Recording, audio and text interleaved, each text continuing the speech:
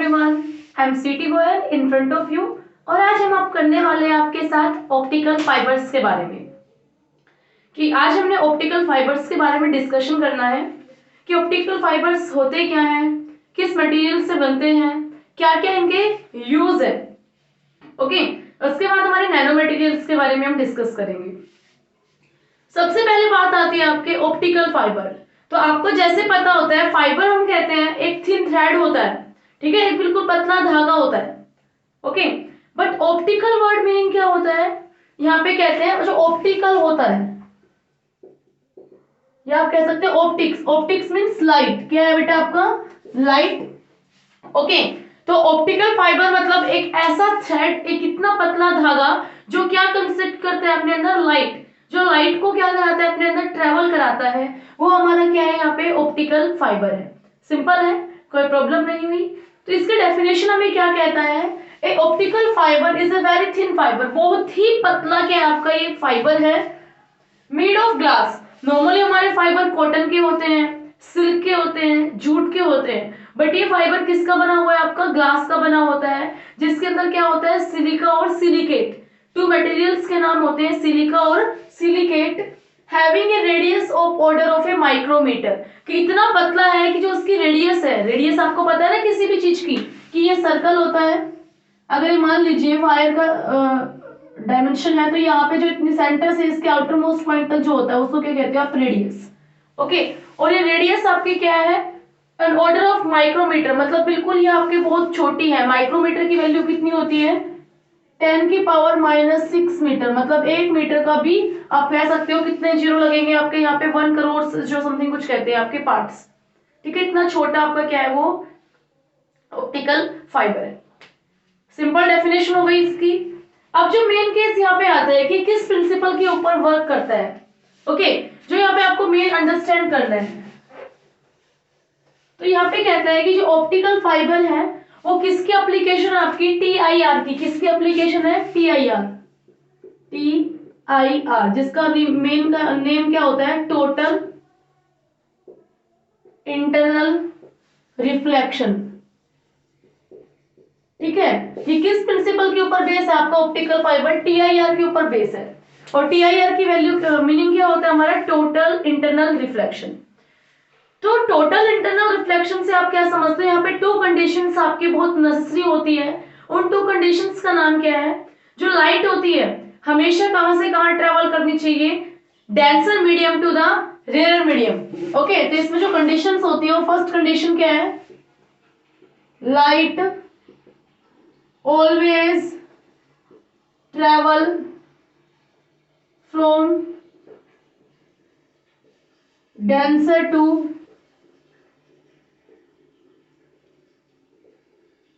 Rare medium. Light हमेशा कैसे travel करनी चाहिए? डेंसर मीडियम से रेयर। अब काफी स्टूडेंट्स को प्रॉब्लम आती है, ma'am what is the meaning of the denser medium and what is the meaning of the rare medium. तो डेंसर मीडियम जहां पे डेंसिटी आपकी हाई होती है, वॉल्यूम फिक्स है। ठीक है, आपको यहाँ पे कहता है कि आपका इस रूम का ये वॉल्यूम आपका क्या है? यहाँ पे फिक्स है, और इसके अंदर आपके नंबर ऑफ मॉलिक्यूल्स क्या कर दिए जाए? आपकी इंक्रीज कर दिए जाए। तो इट मींस उसकी डेंसिटी क्या हो जाती है? आपकी हाई। Density high. अगर नंबर ऑफ मॉलिक्यूल्स आप क्या कर देते हो? कम कर देते हो, तो डेंसिटी क्या हो जाती है? लो। तो जिसकी डेंसिटी हाई होती है उसको आप डेंसर कहते हो, जिसकी डेंसिटी लो होती है उसको आप क्या कहते हो? Rare medium. तो लाइट हमेशा आपकी कहां से कहां फ्लो करती है? Denser medium to the rare medium. Second जो केस आता है यहाँ पे वो किस तरह से आता है कि जो एंगल ऑफ इंसिडेंस होता है, ओके, किसकी बात करता है? सेकंड, आपको किसी भी सरफेस पे लाइट इंसिडेंट होती है तो वो कह रहा है कि angle of incidence, angle of incidence is always greater than critical angle. वो हमेशा किससे ज्यादा होना चाहिए? आपका क्रिटिकल एंगल से आपका ज्यादा होना चाहिए। अब काफी स्टूडेंट्स को ये प्रॉब्लम आती है, ma'am what is the critical angle, we don't know about the critical angle. Okay, तो क्रिटिकल एंगल मैं आपको डायग्राम से बताना चाहती हूँ कि डायग्राम से आपको बिल्कुल इजीली समझ में आएगा। यहाँ पे आपको दिखाई दे रहा है, आपको ये क्या दिखाई दिया? एक सरफेस दिखाई दिया, एक इंटरफेरेंस है। यहाँ पे आपके इस सरफेस के ऊपर आपके पास क्या प्रेजेंट है? एयर प्रेजेंट है, और नीचे आपके पास क्या प्रेजेंट है? वाटर। ओके, क्या प्रेजेंट है? वाटर। तो आपने इस तरह से इस वाटर को इंडिकेट किया यहाँ पे।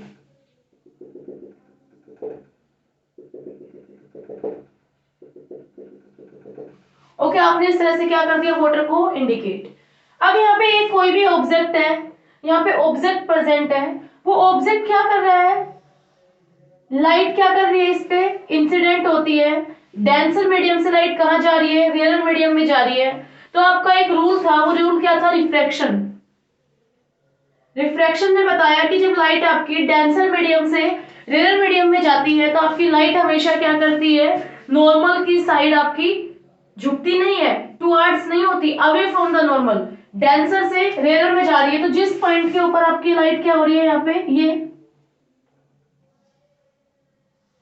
ये आपका क्या है? नॉर्मल। नॉर्मल से पास नहीं आएगी, नॉर्मल के दूर चली जाएगी। इसको जाना कैसे था? ऐसे। तो ये क्या चली जाएगी? इस तरह से आपकी दूर चली जाएगी। ओके, फिर सेकंड केस कहते हो कि आप इस वाले पॉइंट से आपने लाइट यहाँ पे स्ट्राइक कराई। ओके, यहाँ पे लाइट स्ट्राइक कराते हैं तो इस पॉइंट पे जो लाइन बनेगी वो क्या हो गई? आपकी नॉर्मल। और ये लाइट इंसिडेंट होने के बाद, और ये एंगल जो बनता है इसको क्या कहते हो आप? Angle of incidence. तो आपकी लाइट क्या होती है? इतनी ज्यादा रिफ्लेक्ट हो जाती है, इसी सरफेस से क्या हो जाती है? पैरेलल। इसी सरफेस के आपके क्या हो गई? पैरेलल। कि एक पॉइंट से ऑब्जेक्ट ओ था, उससे लाइट आती है इस पॉइंट पे ए, बी पॉइंट पे स्ट्राइक करती है, इतने एंगल ऑफ इंसिडेंस से स्ट्राइक करती है कि जो एंगल ऑफ रिफ्लेक्शन होता है, सॉरी एंगल ऑफ रिफ्लेक्शन होता है, वो कितना हो जाता है? 90 डिग्री। ठीक है, एंगल ऑफ रिफ्लेक्शन 90 डिग्री हो गया।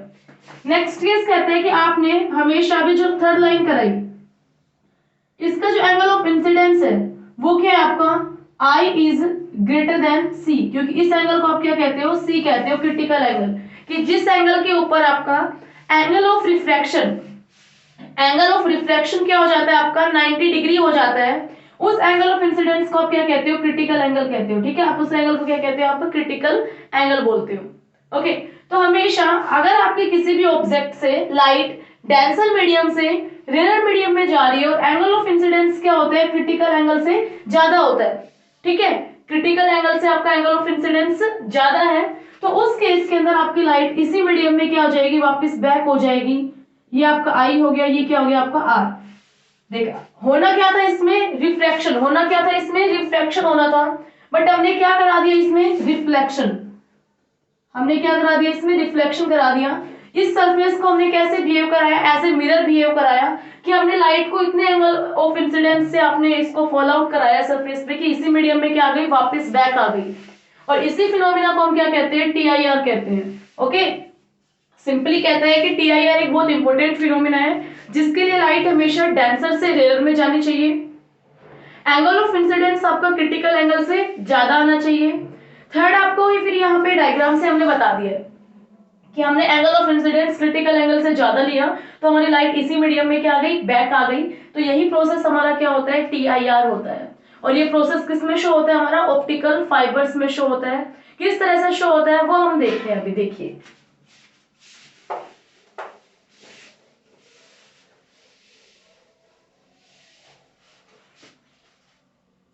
हमारे ऑप्टिकल फाइबर्स में ना टू थिंग्स होती हैं, एक तो कोर होती है और सेकंड क्या होती है? हमारी क्लैडिंग।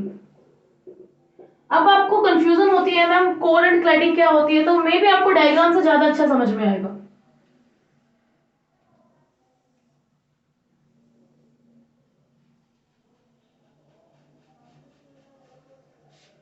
जो आउटर मोस्ट मटेरियल है जहां पे मेरी ड्राइंग हो रही है, ये हमारी क्या है?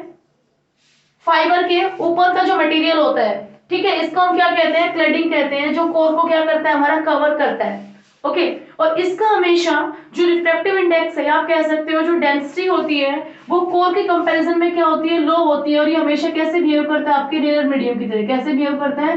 Rare medium. और अंदर के साइड जो आपका कोर होता है वो कैसे बिहेव करता है? आपके डेंसर मीडियम की तरह। कैसे बिहेव करता है? आपका डेंसर। ये आपका डेंसर हो गया और क्लैडिंग हमारी रेयर मीडियम हो गई।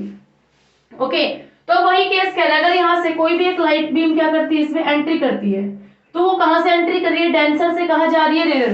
पहली कंडीशन। और जब लाइट एंट्री करती है तो उसका एंगल ऑफ इंसिडेंस हमेशा क्या होता है? क्रिटिकल एंगल से ज्यादा होता है, तो ये वापस इस लाइट को यहाँ पे स्ट्राइक करता है। फिर डेंसर से रेयर में जा रही है, एंगल ऑफ इंसिडेंस। फिर इस तरह से क्या करती है? कंप्लीटली आपकी मूव करते हुए यहाँ से क्या निकल जाती है आपकी, बाहर निकल जाती है। ओके, तो इनका यूज ये क्या होते हैं आपके, ऑप्टिकल फाइबर्स होते हैं। ठीक है, सिंपल है कि इसके अंदर आपकी क्या करती है, लाइट ट्रेवल करती है। एक ऑप्टिकल फाइबर के बारे में बात कर दी। अगर आप इसमें कैसे बात करते हो, आप क्या ले लेते हो, एक बंडल ऑफ ऑप्टिकल फाइबर्स ले लेते हो। ऑप्टिकल फाइबर्स का आपने क्या ले लिया, बंडल ले लिया, ग्रुप्स में ले लिया ऑप्टिकल फाइबर्स। तो वो क्या बन जाते हैं आपके, लाइट पाइप। क्या बन जाते हैं आपके, लाइट पाइप। आपने शादी वादी में देखा होगा, ठीक है, तो वो क्या होते हैं, हमारे लाइट पाइप होते हैं। बहुत सारे पतले पतले थिन थिन फाइबर्स होते हैं, और वो हमारे क्या करते हैं, वो लाइट को इंडिकेट करते हैं। काफी पहले जो महाराजा वगैरह के दिखाते हैं मूवीज वगैरह में, तो वहां पे ऑप्टिकल फाइबर्स का वो यूज करते हैं। ओके, बिल्कुल बारीक बारीक उनमें धागे होते हैं, और वो बार बार इस तरह से करने में यूज करते हैं। जो कलरफुल लाइट्स वो क्या करते हैं, इमिट करते हैं। तो इसलिए इसको लाइट पाइप की तरह भी यूज किया जाता है। इसका सेकंड यूज डॉक्टर्स करते हैं। डॉक्टर्स किस तरह से यूज करते हैं इसका, आपने काफी बार देखा होगा कि अगर आपकी फैमिली में या नेबर्स ने किसी भी तरह से, आपने अपनी बुक्स में देखा हो कि डॉक्टर्स स्टमक में काफी कुछ इन्फेक्शन हो जाते हैं। ठीक है, तो उनको सर्च करने के लिए, स्टमक इन्फेक्शंस को चेक करने के लिए, वो आपके माउथ के थ्रू एक वायर आपके बॉडी के अंदर क्या करता है, ट्रांसमिट करता है। जो कंप्लीट वहां पे क्या देख लेता है आपके, कंप्लीट जहाँ पे वो क्या इन्फेक्शन हो रहा है, कहाँ पे आपके बॉडी पार्ट्स डैमेज हो रहे हैं, सभी को क्या कर लेता है वहां पे, चेक कर लेता है। ओके, तो ये कहता है यहाँ पे उन इन्फेक्शंस को चेक आप जब करते हो, तो वहां पे जो वायर आपकी बॉडी के अंदर लेके गए हैं, वो वायर आपका क्या होता है वहां पे, ऑप्टिकल फाइबर। वो वायर आपका क्या है, ऑप्टिकल फाइबर, जो लाइट को क्या करता है, ट्रांसमिट करता है। डॉक्टर इजीली बाहर रह के, आपके माउथ में तो डॉक्टर नहीं जा सकता ना, तो आपके स्टमक तक वो वायर जाता है, और उस वायर से फिर वो अपना कैमरा कह सकते हो, उन्हीं चीजों का, काफी इंस्ट्रूमेंट्स की हेल्प लेके आपकी बॉडी को क्या कर लेता है, एनालाइज कर लेता है, और जितनी भी आपकी प्रॉब्लम्स है वो क्या हो जाती है, सोल्व हो जाती है। ओके, ये था आपका ऑप्टिकल फाइबर का मीनिंग। बिल्कुल इजी है, कोई प्रॉब्लम नहीं है। हमने ऑप्टिकल फाइबर्स पढ़ लिया, होता क्या है, उसकी क्या क्या, ये कहते हैं ना कि इसमें क्या क्या कंपोजिशन होती है। बट हम कोर और क्लडिंग किस मटेरियल की बनाएं, क्वेश्चन यहाँ पे फिर आता है कि मैम आपने बता दिया it is a denser medium and it is a rare medium. Water और एयर भी क्या था, डेंसर और रेयर थे, तो ऑप्टिकल फाइबर क्यों नहीं बने। तो ऑप्टिकल फाइबर बनाने के लिए आपको कंडीशंस जो चाहिए मटेरियल को चूज करने के लिए, वो हम करने वाले हैं। ठीक है, तो यहाँ पे आपका जो नेक्स्ट टॉपिक आता है वो आता है condition for the choosing optical fibre material.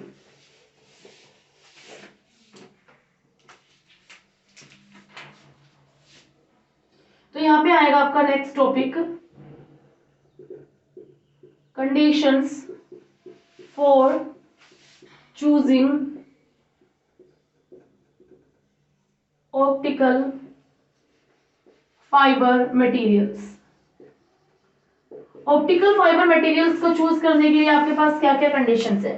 तो सबसे पहले जो कंडीशंस आपके पास आती है ऑप्टिकल फाइबर को चूज करने के लिए, वो आती है, आप कुछ ऐसा मटेरियल तो लेंगे ना जिसके वायर्स बन सके। जैसे आपने एयर और वाटर का एग्जांपल लिया था, तो उनके वायर नहीं बन सकते, तो वो हम मटेरियल लेके क्या करेंगे। फर्स्ट कंडीशन है कि हमने ऐसे मटेरियल चूज करने हैं हमको, ठीक है, जो क्या हो सके, एक वायर में आपके कन्वर्ट हो सके। तो उस मटेरियल्स को हम क्या कहते हैं, यहाँ पे फर्स्ट कंडीशन में आ गया आपका। ठीक है, we should take a material, ये कह सकते हो first, from which, short form में कर रहे हैं हम, from which wire are formed. हमें पहला कंडीशन कहता है कि ऐसे ले रहे हैं कि जिसमें वायर्स क्या हो सके, हमारे फॉर्म्ड हो सके। फिर सेकंड ये कहता है, हमने जो अभी कहा था कि कोर और क्लेडिंग के केस में कहता है कि जो कोर है और आपकी क्लेडिंग है, उनमें रिफ्रैक्टिव इंडेक्स का क्या होना चाहिए, आपका डिफरेंस होना चाहिए, एक डेंसर और एक रेयर। तो आपको इस तरह से मटेरियल चूज करना है कि there will be difference in, there will be difference in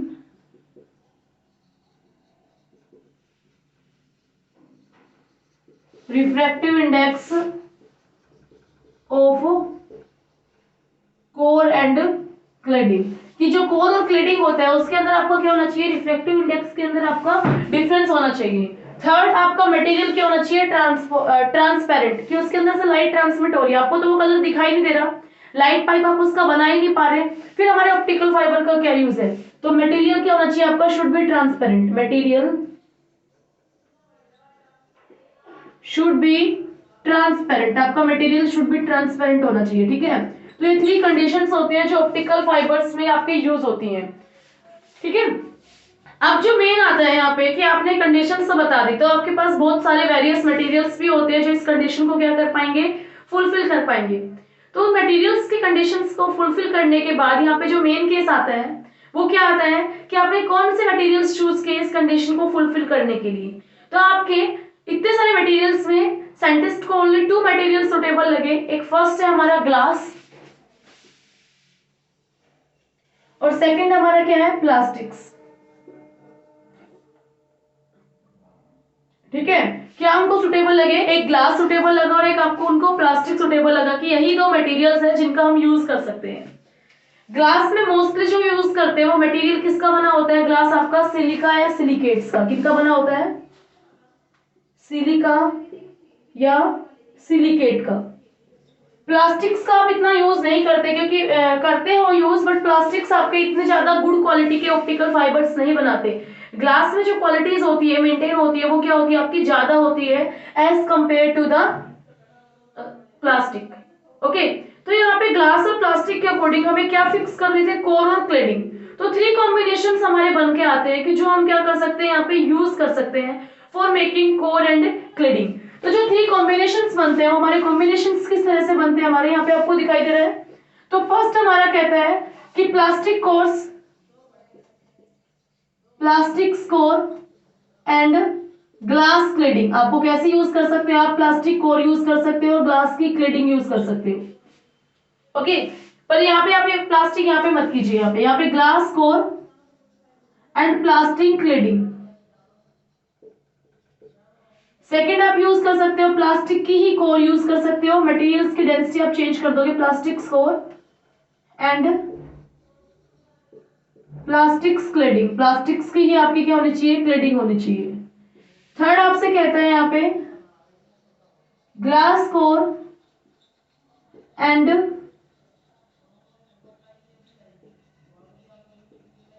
glass cladding. ठीक है, ग्लास की ही कोर होनी चाहिए और ग्लास की ही आपकी क्या होनी चाहिए, क्लेडिंग होनी चाहिए। इस तरह से आप क्या कर सकते हो, ऑप्टिकल फाइबर्स के मटेरियल्स चूज कर सकते हो।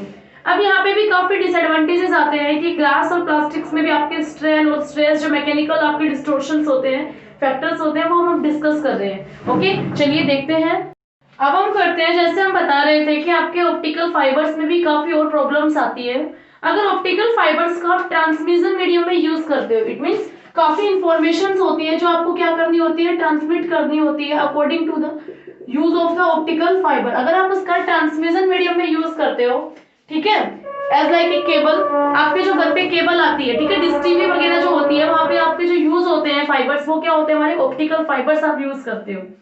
वहां पे आपके फाइबर्स के अंदर अगर ग्लास फाइबर है तो उसमें काफी प्रॉब्लम्स क्रिएट होती है, स्ट्रेस और स्ट्रेन अपने साथ अलाइन करते हैं वो, ठीक है, स्ट्रेस और स्ट्रेन। इंस्टॉलेशन प्रोसेस होती है, जब आप केबल को इंस्टॉल करते हैं तब आपका वहां पे क्या आता है, स्ट्रेस और स्ट्रेन अप्लाई होता है। इसके साथ साथ यहाँ पे आती है, इसमें 2 फैक्टर्स आते हैं, उन 2 फैक्टर्स का नेम क्या है,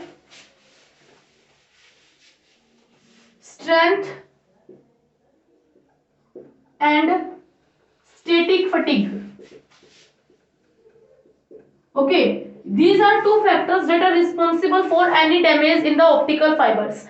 कि जब आप ऑप्टिकल फाइबर्स में स्ट्रेंथ जो आपका फैक्टर होता है, तो उस वजह से आप जब उस पे हैवी लोड अप्लाई होता है तो वो एकदम से आपका क्या हो जाता है, वर्क करना बंद कर देता है, इंस्टेंटेनियसली आपका उसका फेलियर हो जाता है किसी भी डिवाइस का। तो वो किसकी वजह से होता है, स्ट्रेंथ की वजह से, और धीरे धीरे कौन करता है, आपका स्टैटिक फटीग।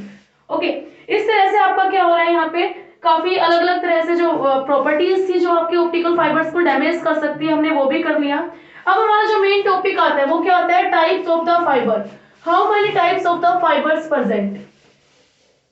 आपने ऑप्टिकल फाइबर में जो कंसिडर किया है वो एक आपने सॉलिड फाइबर कंसिडर किया है कि कोर थी, सिलेंड्रिकल आपका कोर था, उसके ऊपर आपने क्या कराई थी, क्लेडिंग कराई थी। जो आपने बहुत सारे तरह के फाइबर्स थे और आपने जो स्टैंडर्ड लिया है वो यही फाइबर लिया है।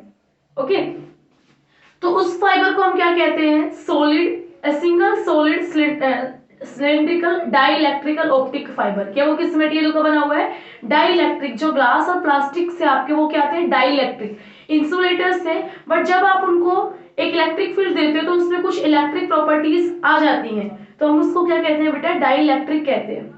और यहाँ पे हमने कोर और क्लैडिंग चूज की, तो क्लैडिंग का जो आपका रिफ्रैक्टिव इंडेक्स होता है, आप कोर और क्लैडिंग सेम मटेरियल की चूज कर सकते हो, जैसे हमने बताया था आपको plastic core and the plastic cladding, but उनका जो रिफ्रैक्टिव इंडेक्स है वो आपका क्या होना चाहिए, डिफरेंट होना चाहिए, कोर का ज्यादा as compare to the cladding, उनके बीच में आपका डिफरेंस होना चाहिए। तो टाइप्स ऑफ फाइबर की हम यहाँ पे बात करते हैं।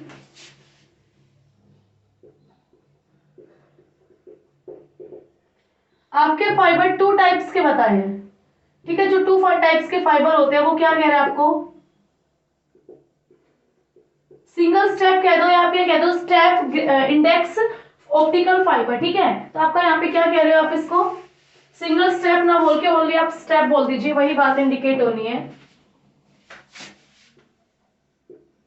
Step index optical fibre. Okay, इसके बाद आपका जो सेकंड टॉपिक आने वाला है, ये तो आपने क्या कर दिया स्टेप इंडेक्स, और वो किसका आएगा बेटा, ग्रेडुअल, ये ग्रेडेड कह दो, ग्रेडेड इंडेक्स ऑप्टिकल फाइबर, कि वो आपका इस नाम से इंडिकेट होता है। ओके, दो आपके ऑप्टिकल फाइबर्स है, उनकी कंडीशंस करते हैं। अभी तक आप जो करते हुए आ रहे थे वो क्या थे आपके, single step index optical fibre, कि कहने का मतलब कि आपका ये वाला जो एक फाइबर है, इसकी मेन बीच की एक्सिस है जिसको हम डॉट डॉट से भी इंडिकेट कर देते हैं और आपकी कन्वीनियंस के लिए, ठीक है। और यहाँ पे आपकी क्या लगी हुई है, क्लैडिंग लगी हुई है, जिसको हम किससे इंडिकेट करते हैं, इस तरह से क्रॉस बना के इंडिकेट कर देते हैं, ये हमारी क्लैडिंग है। ओके, हो गया इस तरह से, ये इसको हम इंडिकेट करते हैं, that is known as the cladding and it is known as the core, इसको हम क्या बोलते हैं बेटा, कोर बोलते हैं। ओके, तो इसमें कहता है स्टेप इंडेक्स ऑप्टिकल फाइबर में कि आपकी जो लाइट होती है वो डिफरेंट एंगल से क्या होती है, इंसिडेंट होती है। मान लीजिए आपकी जो लाइट इंसिडेंट हो रही है वो एक इस तरह से इंसिडेंट हो रही है, एक इस तरह से इंसिडेंट हो रही है, ये वापस आती है, फिर जाती है, फिर आती है और ये बाहर निकल जाती है। तो दोनों अलग अलग टाइम पे क्या होती है, आपकी बाहर निकलती है, कि आपकी लाइट थी वो डिफरेंट एंगल से क्या होती है, इंसिडेंट होती है, और डिफरेंट एंगल से ही क्या होती है, आपकी इमर्ज होती है। सेकंड, अलग अलग टाइम पे डिफरेंट टाइम के ऊपर आपकी क्या होती है, वो इमर्ज होती है, उसको आप क्या कहते हो, स्टेप इंडेक्स ऑप्टिकल फाइबर, क्या कहते हैं आप उसको, स्टेप इंडेक्स ऑप्टिकल फाइबर।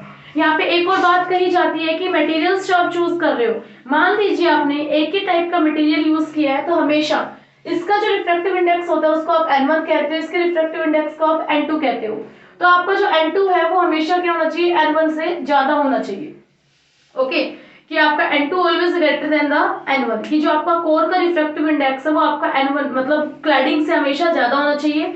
जो लाइट एंट्री करेंगी डिफरेंट एंगल से एंट्री करेंगी, ओके, एंगल ऑफ इंसिडेंस आपके डिफरेंट होंगे, एंगल ऑफ इमरजेंस भी आपके क्या होंगे, डिफरेंट होंगे, पर्टिकुलर टाइम पे सेम टाइम पे इमिट नहीं होती, अलग अलग टाइम पे वो बाहर निकलती है। हो गया। अब जो सेकंड आता है वो हमारा क्या आता है, ग्रेडेड ऑप्टिकल फाइबर। तो ग्रेडेड इंडेक्स ऑप्टिकल फाइबर में आप क्या करने वाले हो, मैं इसे डायग्राम में आपको बना के बता देती हूँ।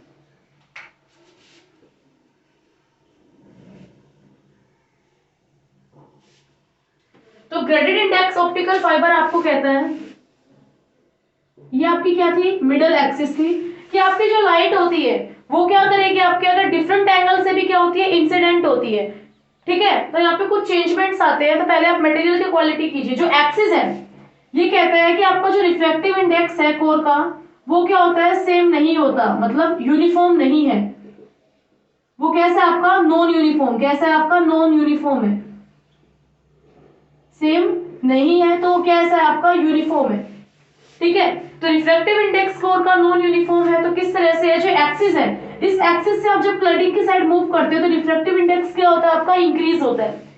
सेंटर में कम था एक्सिस के ड्यूरल, एक्सिस से आप क्लैडिंग के साइड मूव करते हो तो आपका रिफ्रैक्टिव इंडेक्स भी क्या हो रहा है, यहाँ पे चेंजमेंट्स आ रहे हैं, वो इंक्रीज और डिक्रीज में हो रहा है। अब इसके बाद यहाँ पे जो कहते हैं कि लाइट है वो आपकी क्या हो रही है, डिफरेंट एंगल से आपकी इंसिडेंट हुई, तो ऐसे घूम घूम के किसी तरह से ये जाती है, ठीक है। अगर ये इस एंगल से इंसिडेंट हो रही है तो सेकंड लाइट भी आपकी जो आएगी वो क्या होगी, किसी भी तरह से जाएगी, ये भी क्या करेगी, साथ ही इमिट होगी, दोनों क्या होंगे, एक दूसरे के साथ इमिट होंगे। लाइट आपके डिफरेंट एंगल से इंसिडेंट हुई है, बट जो आपकी इमर्जिंग लाइट है वो हमेशा क्या होगी, सेम एंगल होगा, सेम टाइम होगी। ओके, ये किसका प्रॉपर्टी है, आपके ग्रेडेड इंडेक्स ऑप्टिकल फाइबर की आपकी एक प्रॉपर्टी है। अब ऑप्टिकल फाइबर में आपके आते हैं टू केस। केस क्या आते हैं, सिंगल मोड ऑप्टिकल फाइबर और आपका मल्टी मोड ऑप्टिकल फाइबर। उनके इमिशन के बेस पे आप क्या लेते हो, टू मोड्स लेते हो। फर्स्ट मोड क्या आता है आपका, single mode optical fibre, OF उसको इंडिकेट कर रहा है। सेकंड कहता है आपको मल्टी मोड ऑप्टिकल फाइबर। ये क्या होता है, एक सिंगल मोड एक मल्टी मोड। अगर आप किसी में एंगल ऑफ इंसिडेंट लाइट, अगर आपकी एक लाइट सिंगल लाइट इंसिडेंट होती है तो वो क्या हमारा सिंगल मोड ऑप्टिकल फाइबर। जिसके अंदर हमारी टू लाइट इंसिडेंट होती है, more than two light incident होती है, तो उसको आप क्या कहते हो, मल्टी मोड ऑप्टिकल फाइबर। जैसे अभी प्रीवियस डायग्राम में हमने टू लाइंस बताई थी, तो वो क्या हो गया, मल्टी मोड ऑप्टिकल फाइबर। अगर वो सिंगल लाइन होती तो वो हमारा क्या हो जाता, सिंगल मोड ऑप्टिकल फाइबर। इस तरह से आप क्या कर सकते हो, ऑप्टिकल फाइबर्स का एक्सप्लेनेशन देख सकते हो। चलिए, अभी तक आपने ऑप्टिकल फाइबर्स के बारे में किया, होते क्या हैं, ओके, उनके कुछ यूजेस भी देखे, मटेरियल्स को चूज किया और उनके टाइप्स किए। अब जो मेन आता है वो यूजेस आते हैं कि आप ऑप्टिकल फाइबर्स को कहाँ का अप्लाई कर सकते हो, एप्लीकेशंस क्या क्या है उनकी, क्या क्या उनके मेन यूजेस हैं।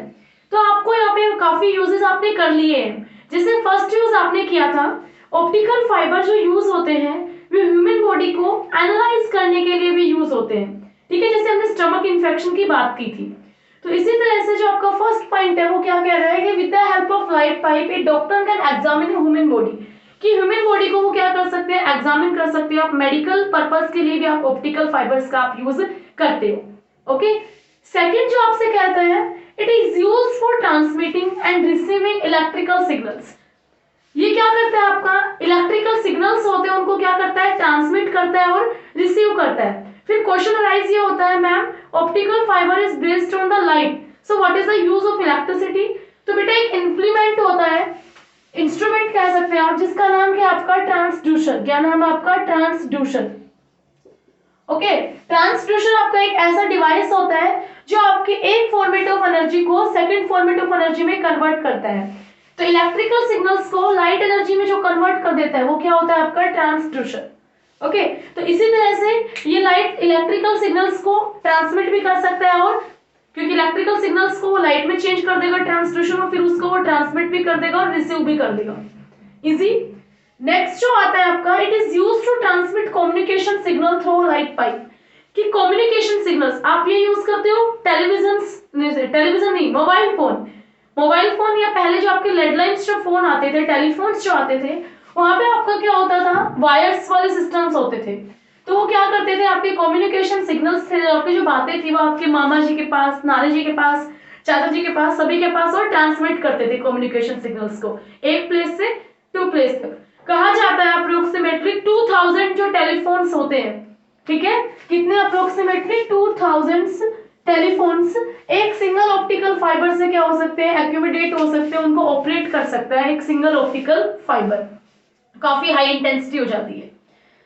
नेक्स्ट फोर्थ कहता है, जो क्लैरिटी होती है सिग्नल्स, जैसे हम बोल रहे हैं, ठीक है, अगर यहाँ पे माइक यूज होता है या कुछ और एक स्टैंडर्ड हमारी एक लैब होती, ठीक है, स्टूडियो होता, तो वहाँ पे क्लैरिटी सिग्नल्स की ज्यादा होती, क्योंकि आपके जो कैमरा होते हैं उनकी क्वालिटीज भी हाई होती। तो इस तरह से हम जो बात करते हैं कि जो क्लैरिटी होती है सिग्नल्स की, वो क्या होती है, ऑप्टिकल फाइबर्स के केस में हाई होती है एज कम्पेयर टू जो हमारे ट्रेडिशनल मेथड्स है जिनका हम यूज करके बना रहे हैं। ओके, उनसे ज्यादा इसमें आपके ऑप्टिकल फाइबर के केस में आपके मोड ऑफ जो ट्रांसमिशन होता है, जो क्लैरिटी होती है किसी भी सिग्नल की, वो ज्यादा हाई होती है। नेक्स्ट आपका आता है, it is extensively used for the local area network. कि लोकल एरिया नेटवर्क में यूज की जाती है, बहुत ज्यादा अमाउंट में लोकल एरिया नेटवर्क में यूज की जाती है, जिसको आप यूएसबी वगैरह भी कहते हो। ठीक है, आपके जो यूएसबी वायर्स होते हैं, आपके चार्जिंग जो वायर्स होते हैं मोबाइल फोन के लिए, कंप्यूटर के लिए, कनेक्टिंग वायर्स होते हैं, आपके अलग अलग तरह की लीड्स होती हैं, उन सभी में क्या यूज होता है, हमारा ऑप्टिकल फाइबर यूज होता है। बेटा सिंपल आपका डिवाइस है, अडेप्टिव, ठीक है। तो यहाँ पे इस तरह से आपका क्या होता है, ये अलग अलग पावर्स, आपकी जो एनर्जी होती है उनको लाइट एनर्जी में चेंज करता है, और वो आपके डेली एप्लीकेंसीज में, लोकल एरिया में आप यूज करते हो, टेलीविजन में भी, टेलीफोन्स में भी, मोबाइल्स में भी, कंप्यूटर्स में भी, वीडियो गेम्स में भी, आप सब कहीं इसका क्या करते हो, यूज करते हो। अब जो आपसे हम कहते हैं ऑप्टिकल फाइबर हमारा क्या हो गया, कंप्लीट हो गया है। आपको मे बी ये सेशन पसंद आया होगा, मे बी नहीं, कंफर्मली श्योरली आपको सेशन पसंद आया है।